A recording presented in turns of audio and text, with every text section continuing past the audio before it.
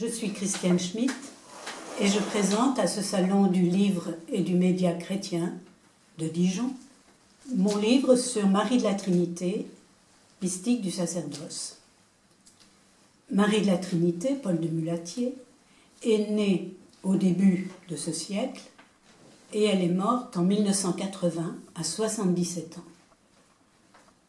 Je l'ai rencontrée en 2003 dans les locaux des éditions du Cerf. Il y avait là, dans le bureau du directeur, une pile de cartons débordant de documents, et il me dit, avec un geste large, « Voici Marie de la Trinité ». Et comme sous le coup d'une inspiration soudaine, il ajouta, « Voulez-vous travailler sur ces écrits ?» Et je dis oui. Le résultat fut l'édition en 5 volumes des 3000 pages des carnets spirituels, où Marie mettait en mots les lumières qu'elle recevait à l'oraison. Il y eut aussi les 3 volumes de la correspondance avec sa supérieure, Mère Saint-Jean. Les carnets sont difficiles à aborder. L'écriture est très dense. Marie contemple le mystère de l'incarnation du Christ et le mystère de notre rédemption, en disant comment nous en sommes participants. Le thème qui revient sans cesse, c'est le sacerdoce du Christ qu'il nous communique par le baptême et la filiation que nous recevons directement du Père. Marie n'est pas théologienne, elle est avant tout mystique. Ce qu'elle écrit, elle le tire de son expérience, l'expérience qu'elle a de la relation à Dieu, Père, Verbe et Esprit.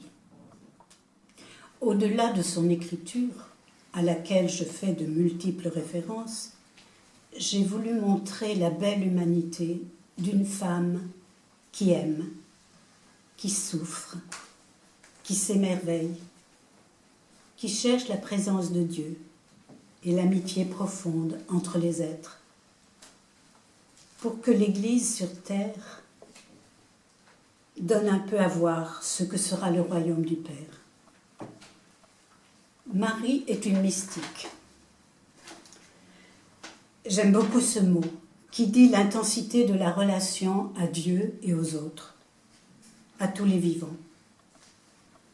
De nos jours, le mot religion n'a pas bonne presse.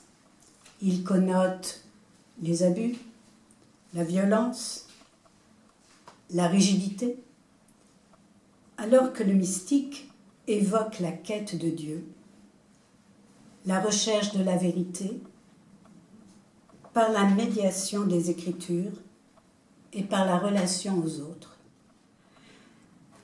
Marie est une vie difficile, psychiquement fragile, écartelée entre des devoirs contradictoires, blessée par les rigidités et le légalisme du clergé. Elle traversa une période de dépression et se fit analyser par Jacques Lacan. Cet épisode sera vécu comme une époque de maturation. À la dernière page de son dernier carnet, elle écrit « Laisse mourir pour mûrir ». Son évolution est caractérisée par une fidélité sans faille à sa vocation, à ses amitiés et à l'Église. Sa postérité avance silencieusement, mais elle est en route.